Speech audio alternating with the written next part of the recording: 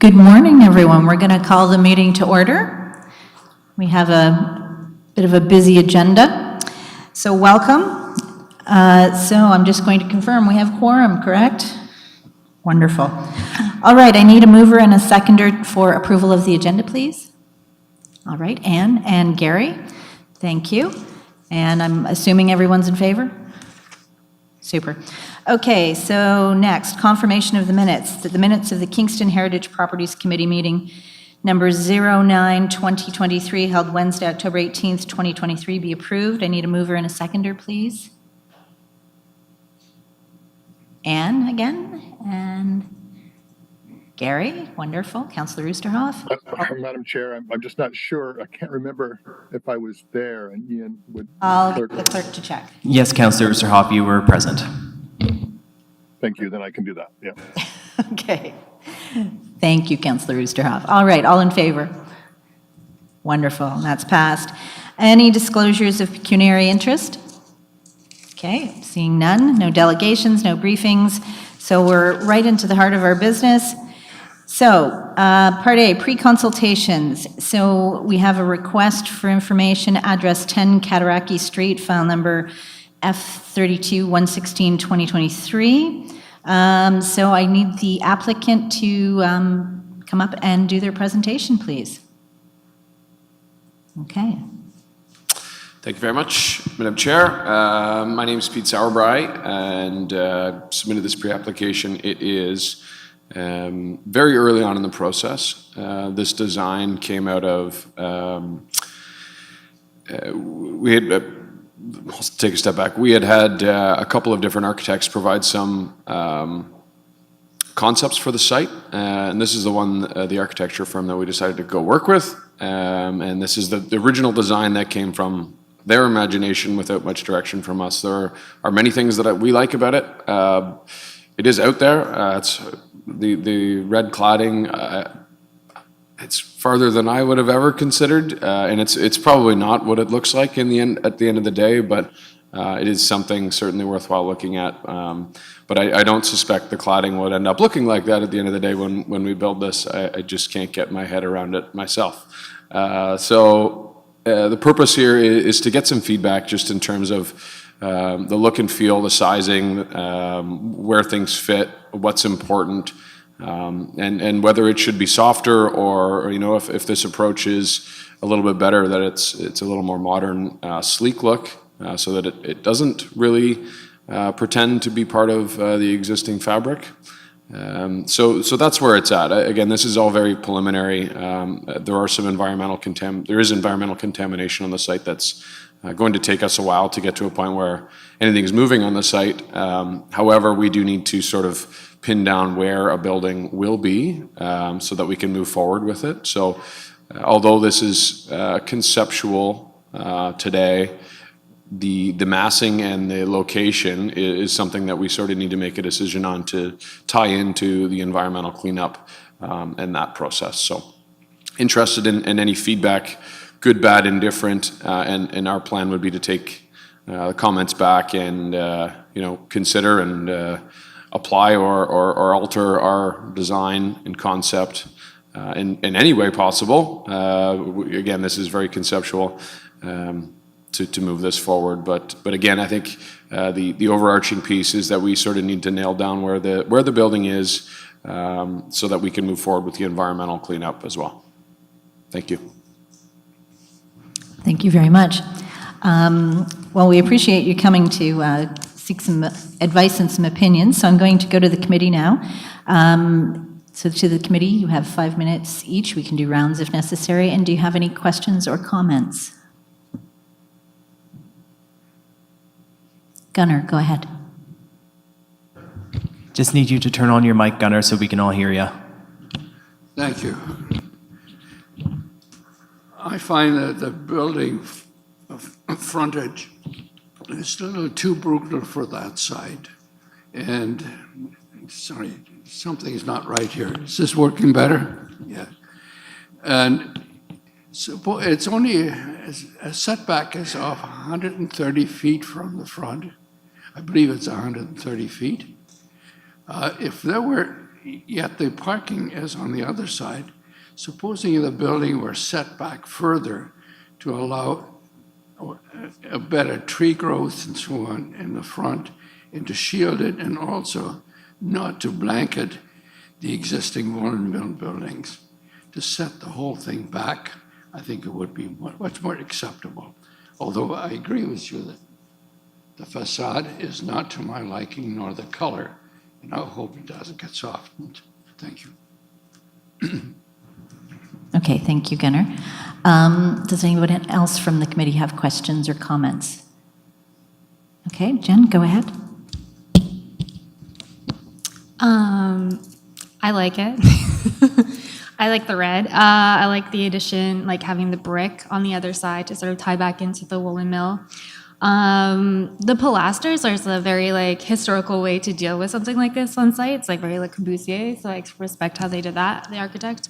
I think like I noticed, I don't know whose comment it was about understanding better how it fits into the site. So maybe some more renders that actually just show that a little bit better. I feel like it's kind of hard to get a good sense of it in relation to the other buildings. And then maybe just like more attention to the landscape a little, just to like, it'll kind of humanize it and like be able to see yourself in there so we can relate to it a bit better. But I mean, I like the idea of it being very other, but still like tying back a little bit with the materiality is nice. Yeah, I think. Okay, thank you. Anyone else from the committee? Councillor Oosterhoff. Yeah, thanks, Madam Chair. Yeah, I would just echo the last colleague who spoke there. I haven't looked at it a long time. I did hear about it, I don't know why, a while ago. So I applaud the effort, and I think we need creativity there. And I think you're showing that. And so we don't always need everything to blend perfectly in that area. It's a tremendous area and tremendous opportunity for growth in that Kahnawake area, the river. And I commend the efforts here, and I just really agree with the last speaker there. She said the right words. Thank you. Okay, thank you, Councillor Oosterhoff. And Jane, I think it was, sorry, that had her hand up. I knew it was this side. Great, yeah. It's great. Oh, I did put it, I'm just not speaking into it. How about that? So it's nice to see this property developed. It's been vacant for a long time. It would be really helpful, as Jen said, to get an idea of how the proposed development scale, height, and massing and those measurements relate to the woolen mill. I think that would be really helpful to conceptualize how it's going to affect the woolen mill. The other thing that I have been toying with is the siting, and Gunnar alluded to that as well, the siting of the building. And if you've looked at, I don't know where it actually fits. It seems to be just square across the river there. But what I was thinking is if you looked at north, south, east, west, so that you're giving those units, the living units, some, and angling the building perhaps so that you're maximizing maybe solar heat gain or wind, you know, all of those things. I think siting is really, really important for this building. And I think that our forebears would have thought really carefully about how they sited it so it's not getting a lot of too much wind or too much whatever, snow, etc. So I think looking at that might be worthwhile, and perhaps, depending on the siting, you could look at angling it as opposed to being straight across the waterfront, so that all those units would get a waterfront view, and maybe you can look at what the view is if that's a selling point, and then but it wouldn't be straight across, it could be angled. And the other thought I had was making it into a V so that it's less of a building at the frontage and more angling back, and you'd have a lot of very nice views again there as well. And it would be less bulky looking across the waterfront for the people who are across the river and just walking along the path. So I thought about that. And the only other thing, I guess I've kind of alluded to this, is just the height of the building and just how it fits in with the woolen mill. I think that really needs to be looked at, and maybe it could be there could be a step back, or maybe by angling it, you reduce that massing effect. I don't know, I know there are a lot of environmental concerns down there, but the other thing I was thinking about is, does it have to be surface parking for this building? Or is there a possibility for underground? And that's not something I know anything about. But surface parking then means a lot of runoff, and I know that that's going to be an environmental concern for the building there anyway. Or maybe you can look at something more permeable in terms of parking. There's a fantastic product out there now that looks like sort of cement, but it's permeable. I think Utilities Kingston actually did a little workshop on that. So there's lots of alternatives to hard surface parking that may well work for your building. And I think that's about it. Thanks. Thank you, Jane. That was great. Anne, did you have anything to add? Okay, wonderful. All right, so with that, we're going to ask the public if they have any questions or comments. Is there anyone from the public? Okay, and seeing none. Sorry, Don, didn't see it. Go ahead. Thanks. Don Taylor. I think this is basically a good project, and I think the applicants have looked into the challenges and constraints and done a good job. That being said, I have some concerns. This is will be one of the largest buildings close to the waterfront, and it will really dominate the view up the river. And so there is a concern about how it fits in with the heritage requirements. I think I recall that a high-rise building across the other side of the river was refused by council a couple of years ago. So, the massing is a concern. It could be improved, I think. 6 stories doesn't sound so bad these days, but it's still going to be the tallest building along that stretch of the water.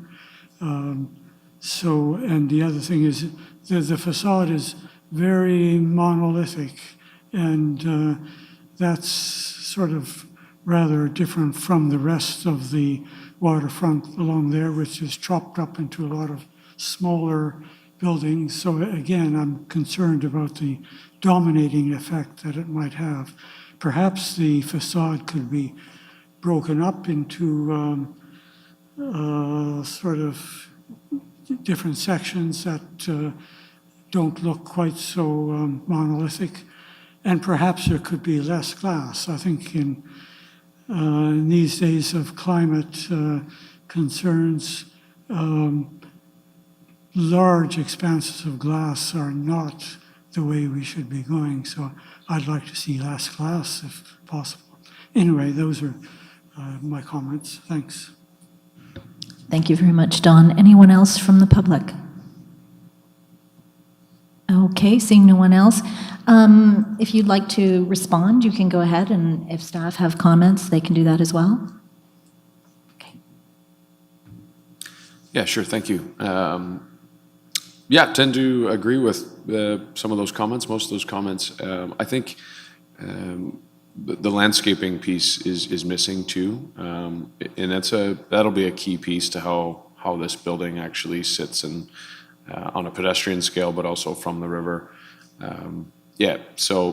Very conceptual, and take some of these comments to heart, and need to consider where this goes. But tend to agree with a lot. It's just a matter of piecing it all together and seeing what's possible. It is a funny site, just in terms of the setback. It's this triangular shape, and something about the parking came up.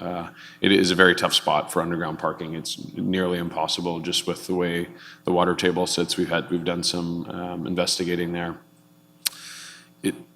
It's contaminated soil, first of all, but also the water table is very shallow there. So it's possible to do anything, obviously, but nearly economically impossible to make it happen on this site for that. That's it. Thank you. Okay, thank you. Any comments from staff? Anything you'd like to respond to? Not at this time, Madam Chair. Thank you.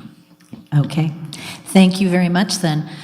We appreciate you coming and bringing that to us. That was for information only, so we look forward to seeing what else you're bringing. Okay, thanks. All right, so we have no policy development and implementation issues. We're now on to our Stream 2 permits approval through delegated authority. So this is for 72 and 82 Sydenham Street, and could I ask staff to please introduce the application? Through you, Madam Chair.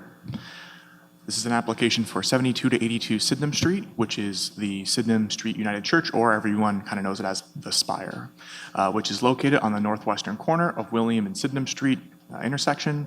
And the interior of the sanctuary/event hall is protected under Part 4 of the Ontario Heritage Act.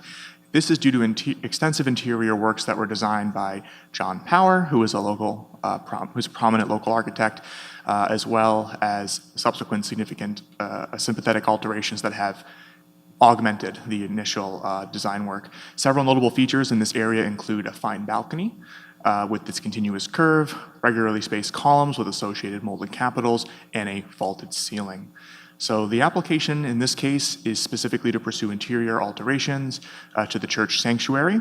In particular, the installation of a series of speakers that bookend the altar area and under the balcony, the intersection of the installation of a production booth on the main floor of the sanctuary/event hall, the expansion of overhead lighting above the altar area, the installation of 4 lighting rails on the second-story balcony columns, the installation of 3 pipes and an associated ladder on both the second-story buttresses opposite the altar area, and the installation of a retractable projector screen behind the chancel arch. The main goal of these renovations is to further improve the usability of this space, which will contribute to the generation of additional funds to support the upkeep of this architecturally important community hub. A couple notable conditions I wanted to pull out of the report is that the finalized designs and colors of the doors and wainscoting for the production booth will be provided to Heritage Planning staff for review and approval prior to installation, as they haven't been determined at this time. The finalized speaker and subwoofer selection will be provided to Heritage staff just prior to installation. The steel collars around the columns should not obscure the decorative capitals, and the removed pews, which are needed to support the production booth, will be kept in a secure location to allow for their reinstatement and/or allow for the repair of the remaining pews, and that masonry works, particularly alterations to the buttresses, will be done in accordance with the city's masonry policy. There are other related conditions as well, but these are the ones in particular I wanted to highlight for your consideration today. Thank you. Thank you for that. Sam, do you have anything to add? Come on up.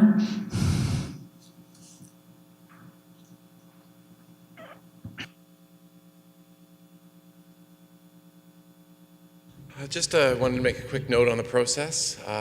We knew from the outset that this would be an iterative and collaborative undertaking. There's many different groups and people and organizations, faith groups that care very much about this space, that care very much about the history and the aesthetics. So we invited as many individuals, groups, theater organizations to come in, comment, say what would work for them, what they would like out of the space, but at the same time, we brought in individuals, groups who cared very much about keeping what was there, the aesthetics, the beauty, as is. So we, in our application, you can find theater producers, artists, but you can also find Philip Prell from Heritage Kingston, this committee, Connie Glenn, our counselor, our architect, our engineer, former retired city planners, and so many more who said, you know, how about this or try this? And we took every recommendation that we had to heart, we analyzed it, in many cases we accepted it. So we believe through sort of a community grouping, we've created something beautiful and something that we're proud of. And for the Spire, which is a community hub, we find it very fitting. It matches our ethos, and we're very happy and proud of what we've been able to produce. We've had a heritage professional go over it. We've had, again, this committee. And we're so thankful for everybody for giving us their ideas, for smoothing out or smoothing over this, this application. So I just wanted, on behalf of everyone at the Spire, to say thank you very much to everyone who's involved, and yeah, and I look forward to your questions and your comments. Thank you. Okay, I'm going to go to the committee for questions, and Councillor, oh, he's got a point of order. Okay, Councillor Oosterhoff. Yes, my apologies, Madam Chair. I will declare a potential pecuniary interest as this I have a professional relationship with them, so I will exit this and I will submit my form for pecuniary interest. I apologize for not getting this sooner. Thank you. Thank you very much, Councillor Oosterhoff. All right. So with that, we'll go to the rest of committee for comments and questions. Anne, go ahead. I've actually followed this project for quite a while, since the Spire was established. And I went to see the renovations earlier this year. I just think there's been so much consultation and hard work on this project. It's a delightful, important addition to our city without compromising its history. So I really take my hat off to the people that did this. Thank you. Thank you, Anne. Anyone else from committee? Okay, go ahead, Jennifer. Yeah, I just going to echo what Anne said. I really appreciate the consultation process, and I really like what Michaela did in the end for the sound booth. Very simple, blends really well, so good job. Okay, wonderful. Anyone else from committee? Okay, so with that, anyone from the public? Okay, seeing no one? Okay, so then I'm going to, excuse me, look to committee to move the motion to approve this. Okay, Gunnar and Ann. Any other questions or comments? All right, with that, we'll call the vote. All in favor? Thank you very much, Sam, for all the hard work. We really appreciate the effort that you put into bringing this to us. Thanks. Okay. All right. So we're now on to Part D, Stream 3 permits. Approval through council authority, there's nothing there. Part E, notice of intent to designate under the Ontario Heritage Act. Excuse me. So the addresses that we have in question are 186 Wellington Street, 227 to 229 Division Street, 34, 36, 38, and 40 Ellis Street, 5307 Highway 15, 80 Chatham Street, Units 1 to 9, 82 Beverly Street, and 888 Montreal Street. So I'm going to ask staff to introduce the application, please. Thank you, Madam Chair. So this report provides a bit of a background on the information regarding the evaluation of 18 properties, as the Chair has outlined, to determine their cultural heritage value and interest. As these properties were found to exceed the threshold established by the Province of Ontario for designation under Part 4 of the Act, staff recommends serving the owners with a notice of intent to designate those properties. The owners of these properties have been provided with the draft designation bylaws and general information on heritage designation by registered mail. The owners were also invited to an open house on October 18th, and I would note a minor error in the report that in fact a number of property owners did attend that open house, and we had a good discussion with them. And while property owners are not required to support the designation, for it to move forward, feedback received from owners was considered and added to the draft bylaws as appropriate. The notice of intent to designate and the draft bylaws have been prepared in accordance with the recent changes to the Heritage Act. Staff recommend proceeding with serving the notice of intent to designate on these properties to ensure their conservation and to enable the city to provide support and resources. Thank you. Thank you for that. Okay, so I'm going to go to the committee for questions. Anyone from the committee have questions or comments? Okay, so seeing none, I'm going to go to the public and ask if there are any questions or comments. Okay, please step forward to one of the microphones and just state your name.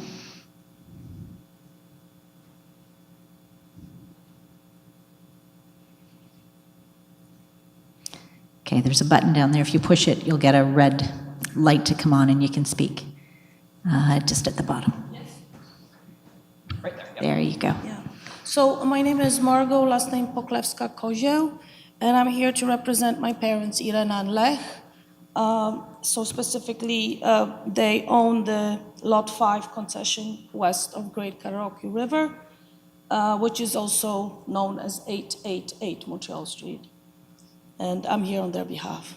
Yeah. So I've submitted a very long letter, and those are the key issues that we have, and I'm still supporting all of them, and on behalf of my parents.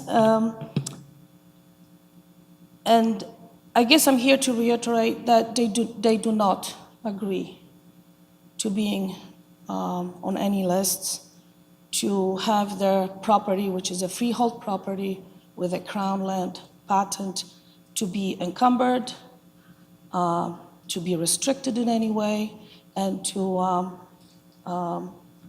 restrict any benefit that this property has and potentially will have for them and the family and their kids, like myself. Also, I have a question, so maybe I'll just ask the chair and then you can direct it. Any images that were taken and they're on city's file regarding this property, how were these images obtained? I'm going to ask you to ask all your questions, and then I'll have them addressed appropriately by staff or anyone else who needs to address them. Thank you. Question 2 is, has a title search been done, and what instrument or registration numbers are on file for the title search?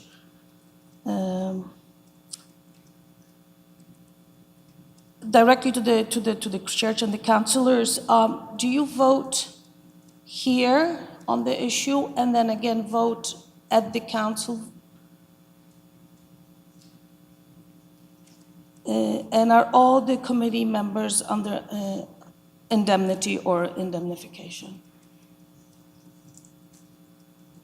That's all my questions. Thank you. Okay, thank you.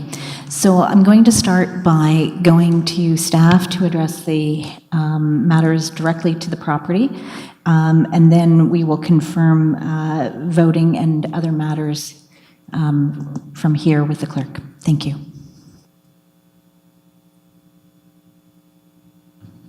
Thank you, Madam Chair. Well, I can answer the first question. I'm not entirely sure I understand the registration number question. I may have to ask for that one to be repeated. Photographs that were taken on this file were either from Google Street View or by myself standing on the sidewalk or on the neighboring plaza property.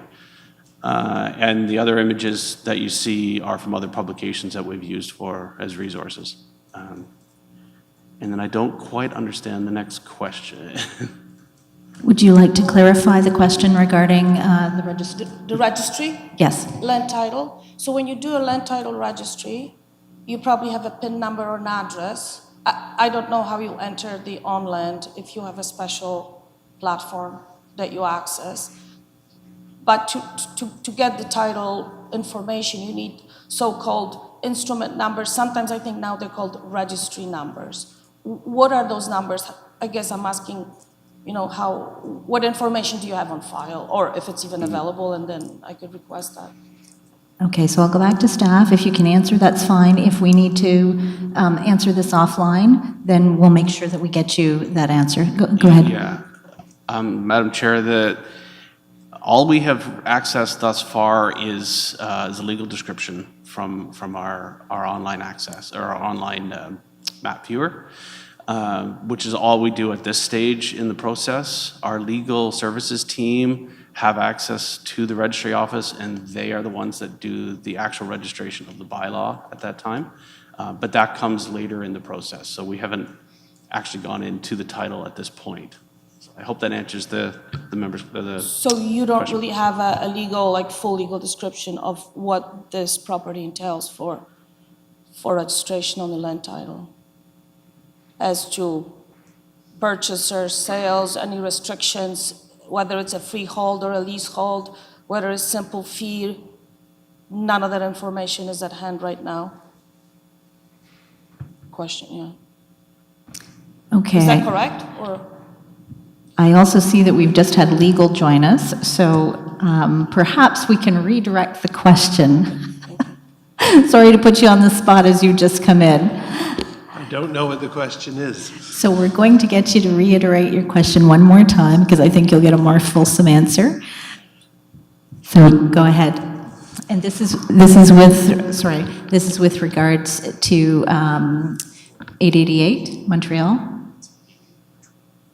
Okay. Sorry, I'm just trying to locate your property in my mind, but I believe yes. Very good, go ahead, please. So my question was, what do you have on file for land title search? What are the instrument numbers or the registration numbers from the land registry office? I guess that would be the simplest way to ask. Well, we wouldn't have any in legal services. We rely on the registry office documents which are registered and publicly available. What are they? What are the instrument numbers? I would not know that because I haven't done a title search on your property. Okay. Oh, I see. Okay, thank you. Yeah. Okay. That's all I wanted to actually ask. Yeah, thank you. All right. So we had a couple of other questions. So, Mr. Clerk, I'm going to get you to confirm about the voting. Yes, so this committee before is currently, with the motion that has not yet hit the floor, but when it hits the floor, is dealing with the heritage attributes of the property, no legal matters or anything like that. So it's whether or not the property has heritage value and should be sent up for the next round of the process. So from here, the membership will vote on the things and send it up to council. It will go to a council meeting in December. So that would be the December, I can't get on the top of my head if I just quickly open up my calendar here. I believe it is the December 5th meeting of council. At that point, council has the final approval of whether or not they are going to agree with staff's recommendation to serve the notice of intent to designate. In regards to the second question, all members on the committee are volunteer members. They are public members. There are 2 members of council that sit on the committee as well, which are Councillor Oosterhoff and Councillor Glenn, who is the chair. I think those are the 2 questions. Thank you.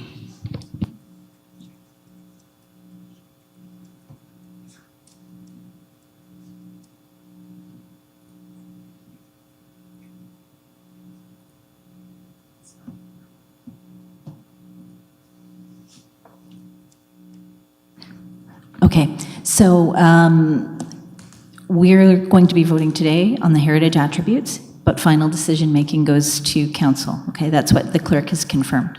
All right? So thank you very much. We appreciate you coming. Oh, yes. My name is Alan McLeod, A-L-A-N.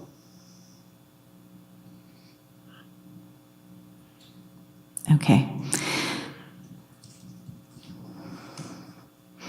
Thank you very much.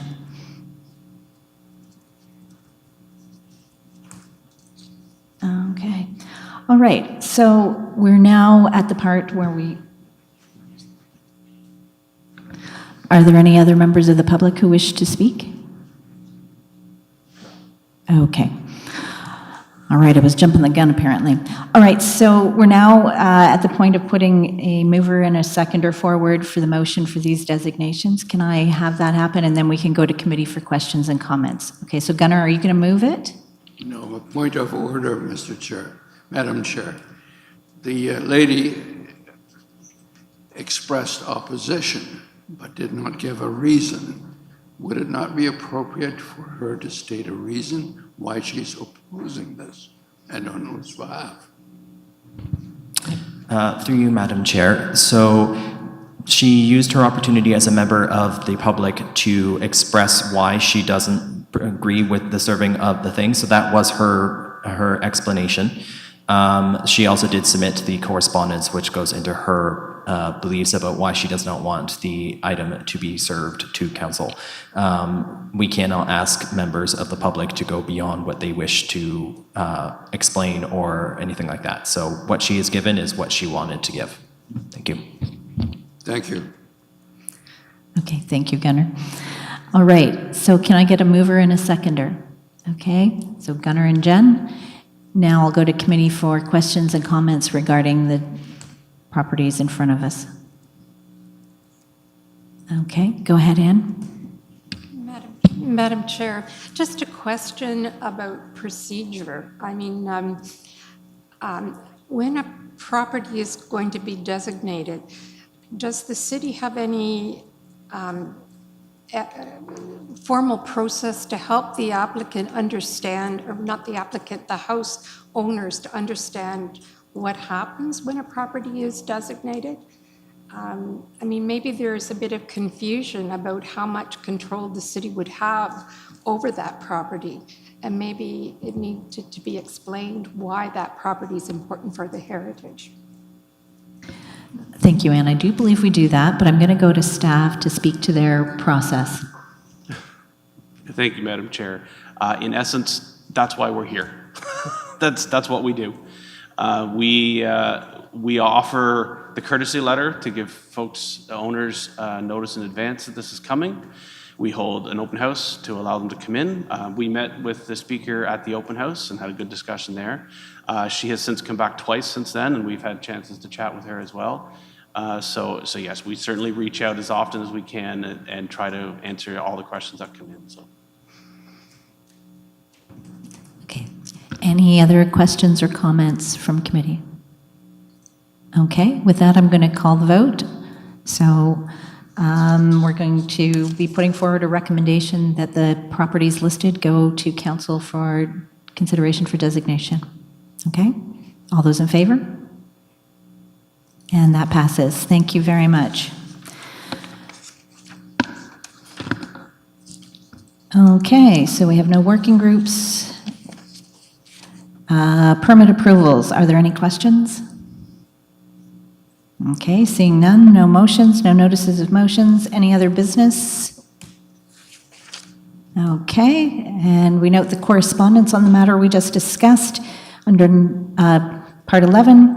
The date of our next meeting is December 20th at 9:30 a.m., and I need a mover and a seconder to adjourn. Okay, Gunnar and Jen. I see you there too, Gary. All right, that means I guess we're all in favor. Thank you very much, and we'll see you in December.